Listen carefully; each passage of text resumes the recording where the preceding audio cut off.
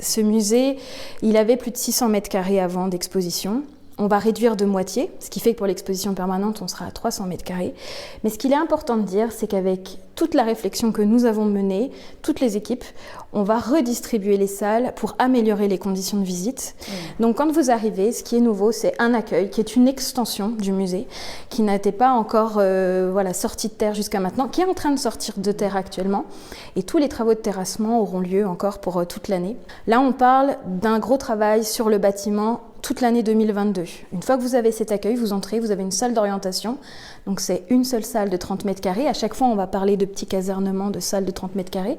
Mais ce qu'il est important de dire, c'est que c'est une salle qui vous permet de rentrer dans la thématique et puis de choisir votre axe de visite. Est-ce que vous souhaitez voir l'exposition temporaire ou au contraire, est-ce que vous souhaitez commencer par l'exposition permanente? Est-ce que vous avez un peu de temps ou un peu moins de temps?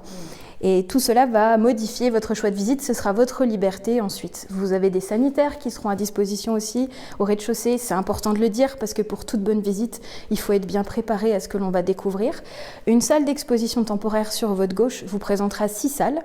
Notre prochaine exposition d'inauguration donc sera révélée à l'ouverture du musée à l'automne 2023. Et puis ensuite, vous faites le choix d'aller voir le film introductif pour commencer votre visite, vous allez tout droit. Et puis une fois que vous avez terminé, si vous êtes accompagné de quelqu'un qui a des problèmes de mobilité, vous avez l'ascenseur qui va desservir tous les étages. Ou alors vous prenez les escaliers et vous rejoignez la première salle d'exposition du musée sur 10 salles pour l'exposition permanente. Au bout de ces 10 salles, 2 autres salles supplémentaires à ne pas manquer qui sont le trésor pour nous du musée.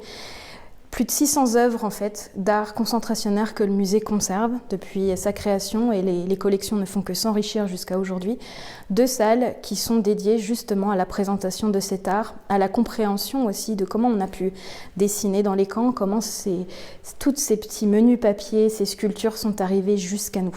Donc ce sera 10 salles plus 2, vous avez 12 salles, 6 salles en bas, plus la salle d'introduction.